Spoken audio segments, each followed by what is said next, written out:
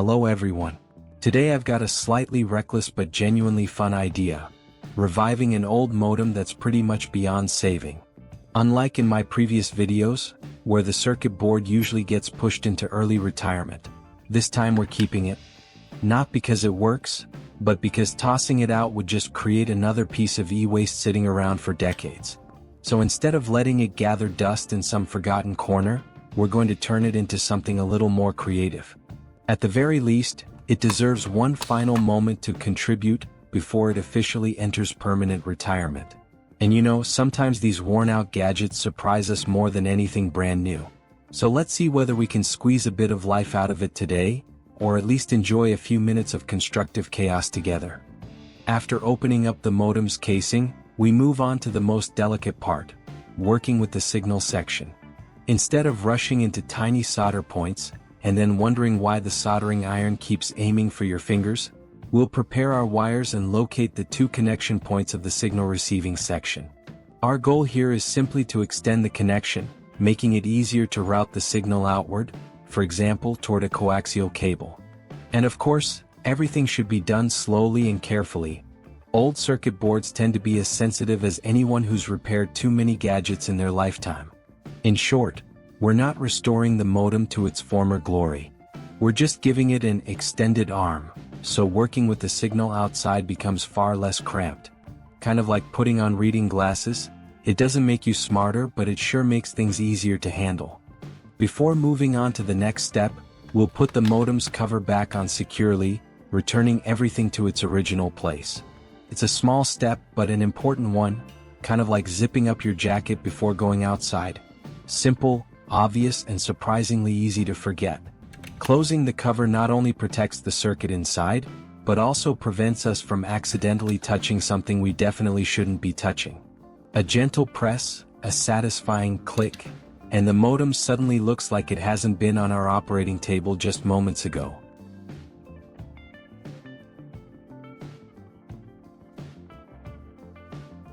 Next, with the two ends of the remaining wires, the original idea might be to wire them directly into a live positive plug. It sounds bold and wonderfully simple, but it's also the fastest way to turn the room into an accidental fireworks show. So instead, we'll route those wires through a safe intermediary device, something that keeps the voltage under control.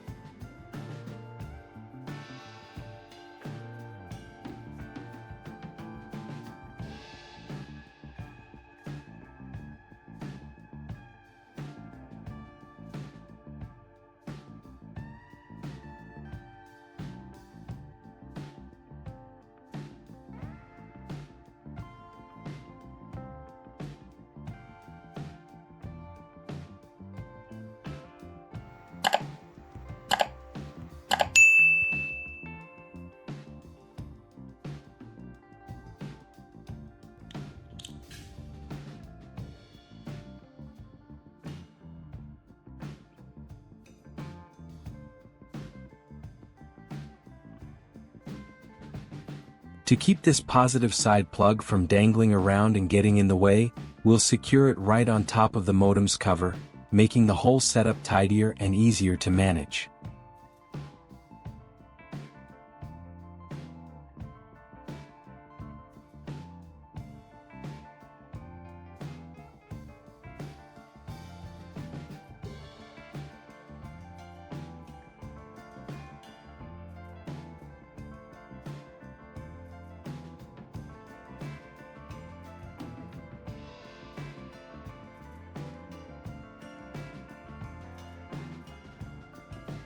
This is the negative side plug, and at this stage I'll attach one end of a coaxial cable to it.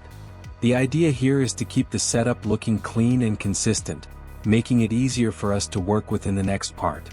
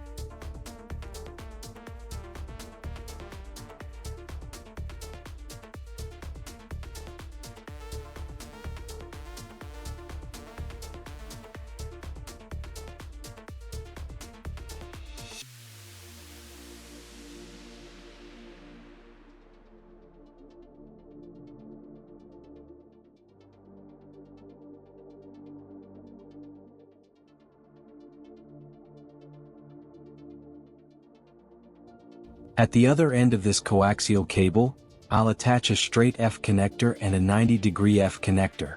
The goal is to make it ready to connect directly to the TV, keeping the whole setup tidy and convenient for viewing.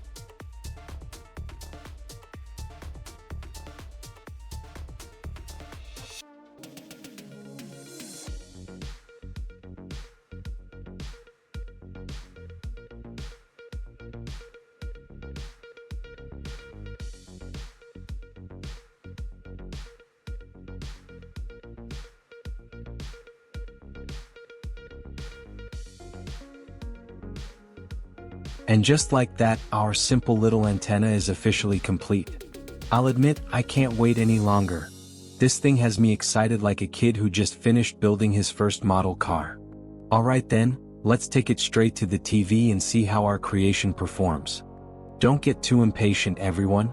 I'm just as eager to hook it up to the TV right away, but this is an important test step before the official connection, making sure everything follows the proper procedure.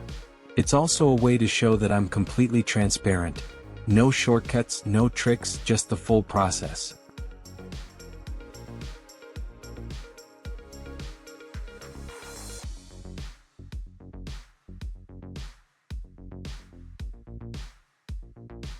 Just about 4 seconds after connecting the device to the TV, the screen started showing something.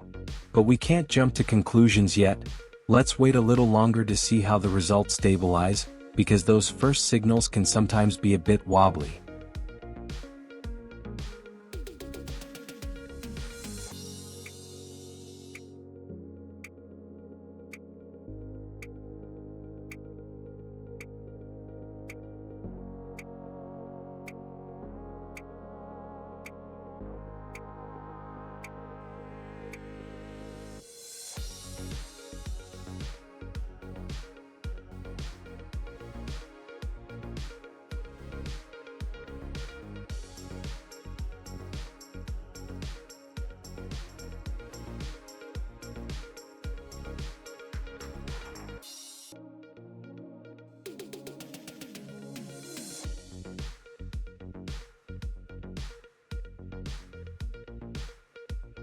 So far you've probably noticed that nothing untoward has happened. So now I'll unplug the cable and plug it back in, just to double check and make sure all the connections are working as expected.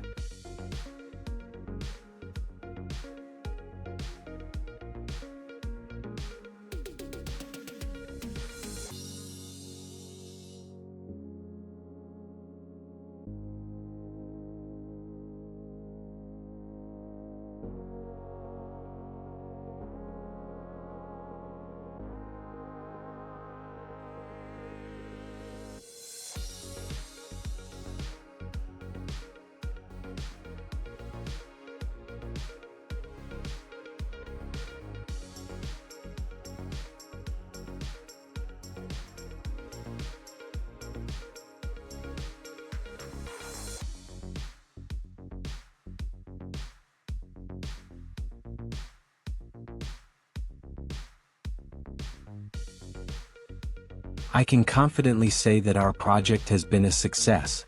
This simple antenna works exactly as intended, the TV receives a clear signal, and the entire process went smoothly. Looking back from the very beginning, wires, F connectors, neatly secured cables, everything seems ordinary, yet it gives a real sense of pride in creating something with your own hands. I hope you've seen that DIY isn't just about fixing or repurposing, it's about experimenting, learning, and enjoying the results of your own effort. Thank you all for following along and sharing each exciting step. See you in the next project. where together we'll turn old, forgotten things into something surprisingly wonderful.